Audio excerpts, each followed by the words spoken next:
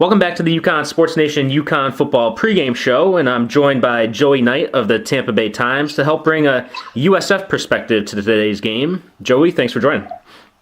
Thanks for having me, Matt. Appreciate it. So USF comes in off their first loss of the year, 28-24 against Houston. That ended the Bulls Nation's longest winning streak at 12 games. What's this week been like around the program as they look to rebound heading into this game against UConn? Well, Matt, we don't get to watch a heck of a lot of practice. I mean, very little. They allow us into practice about 5 minutes before it winds up. But just from what I've seen in that brief window, looks like the guys are really loose. You see them coming off the field. They're smiling. They're ribbing each other. Some of them are ribbing Charlie Strong. It just seems like a really loose atmosphere. And we spoke to a couple of guys this week, and probably the guy who made the most profound statement was Augie Sanchez, a fifth-year senior middle linebacker. He said, when you look at USF, it's a lot of guys who have played with a chip on their shoulder most of their lives, guys who were probably rejected by some Power 5 programs, during the recruitment process. Augie Sanchez is one of them. USF was really the only school of note that offered him a scholarship. He's from St. Petersburg, right, USF's backyard. So a lot of these guys are used to being disrespected, and they've always thrived off that. And so they lose to Houston. They fall out of the AP top 25. They're not ranked in the college football playoff top 25. So all of a sudden, this is a team that's 7-1, but is disrespected again, and they've got that chip back on their shoulder. And traditionally, USF's guys have thrived, playing with that kind of mentality. So I think the loss, kind of in an indirect way, there's no such thing as a good loss, but I think it will benefit them in the long run because it's kind of given their chip back. And everybody says, hey, we've been really focused at practice this week, something to prove. They've just got that vibe about them again. And we'll see how they carry that Saturday afternoon. I was actually going to ask you about USF dropping out of the top 25 by the AP this week and not being ranked by the college football playoff.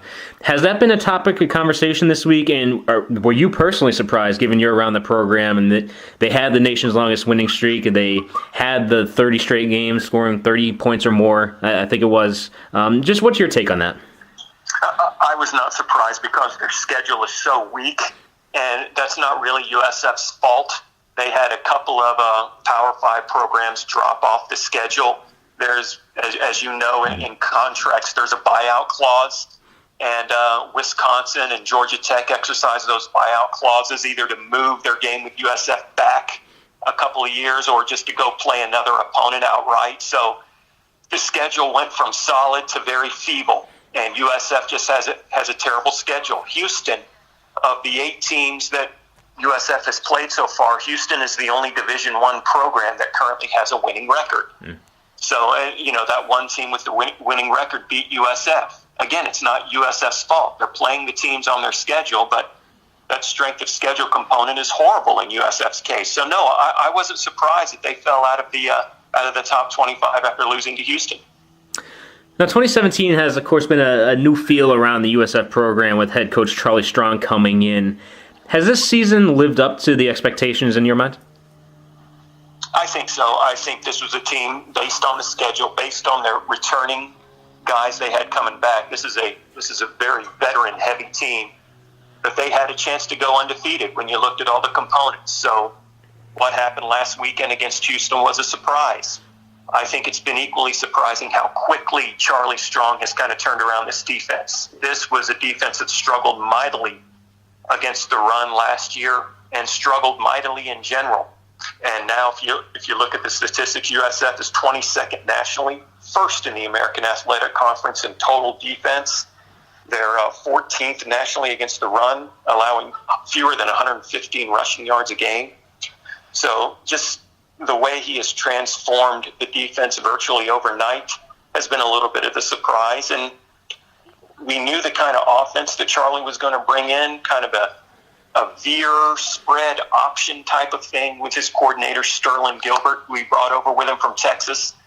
That has been widely maligned by the USF fan base, just based on its lack of creativity. Under Willie Taggart, This offense did a lot of bubble screens, a lot of jet sweeps, a lot of throwing the ball horizontally, getting the ball to playmakers in space and letting them do something with their legs. This is more power-driven, where there's a lot of halfback dive plays, one after another, and that has really kind of upset the fan base down here just for the lack of creativity.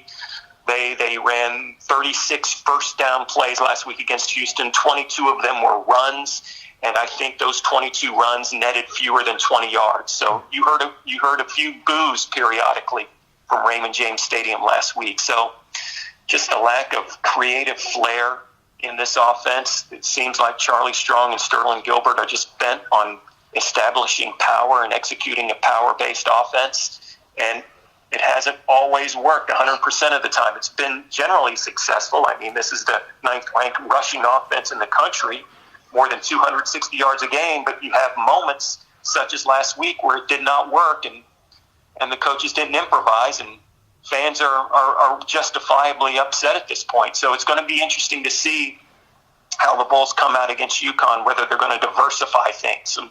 We'll see. Do you envision that running game being a key to the game later today? And Darius Tice, a running back, he's over 90 yards a game coming in. Is that really going to be a key to the game later today?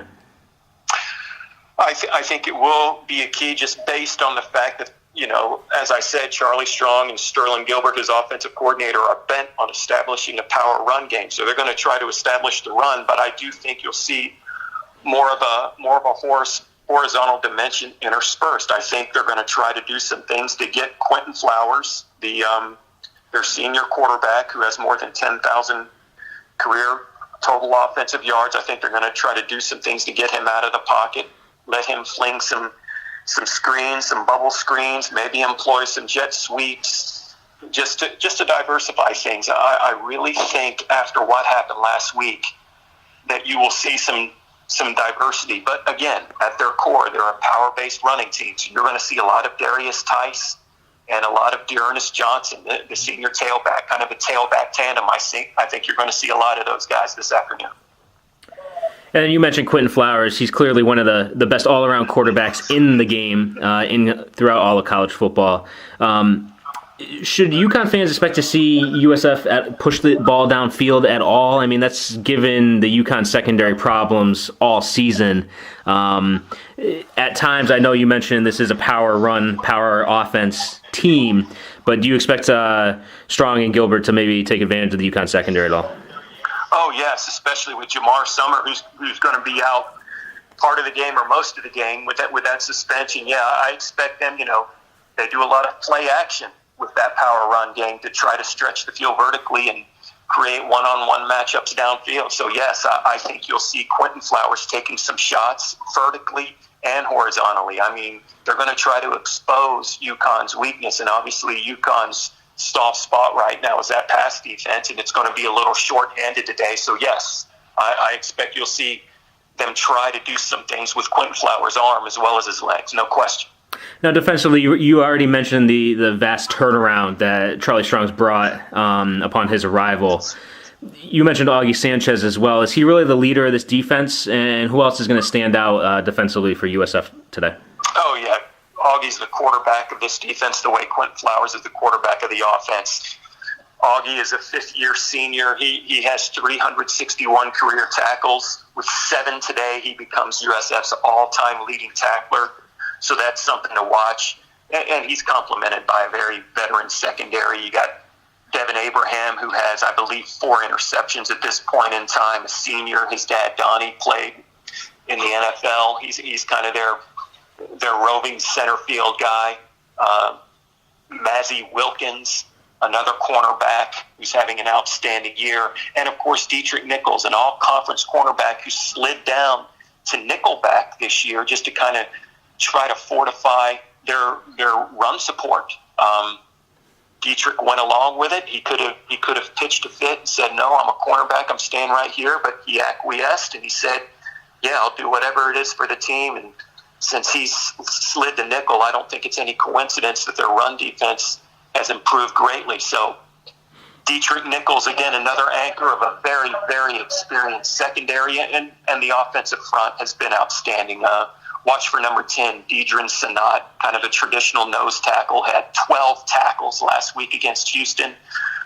Bruce Hector, number 60, another interior lineman, just having an outstanding year. That's somebody to watch. Bruce averages more than a tackle for loss per game. So this is a veteran group on the defensive side of the ball with no real weaknesses except for linebacker. They're lacking a little depth at linebacker, but they still have Augie Sanchez there in the middle calling the shots. You mentioned the loss as well as dropping out of the rankings as a little bit of motivation this week, but there also has been some distraction. I don't know if the players are picking up on it, but I know Charlie Strong was asked to comment on some of the rumors coming out of Florida and that job opening that's come around. I know he went out of his way to voice his commitment to the Bulls moving forward, but what's your take on that situation? And is it at all a distraction this week?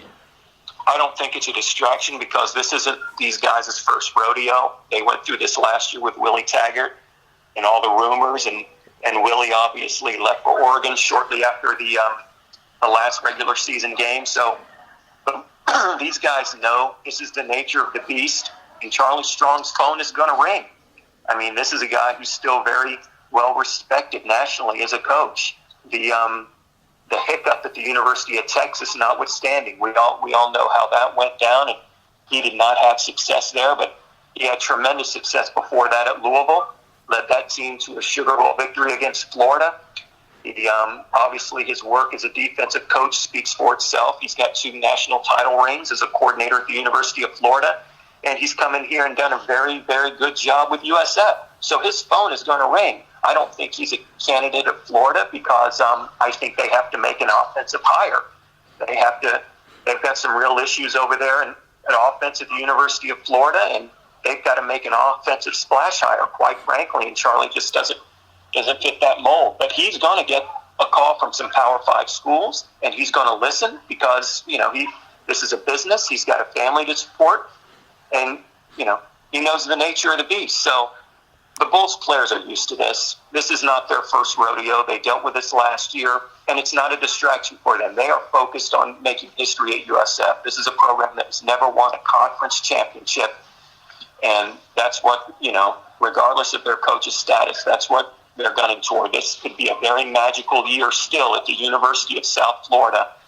And that's where these guys' focus is at. And then finally, USF enters it today as heavy favorites. How do you expect today's game to play out? I think the Bulls are going to roll. I think, as they have mentioned, they're refocused. They've got a chip on their shoulder. They're going to come out angry. I think you're going to see the offense mix it up a little bit. And I just think Bryant Shurts and, his dinged-up backfield is going to have a hard time moving the ball. They may have some success, but not enough to outscore USF. I see the Bulls winning big today. All right, that's Joey Knight of the Tampa Bay Times. Appreciate your time and certainly enjoy the day. Thank you, Matt. Appreciate it.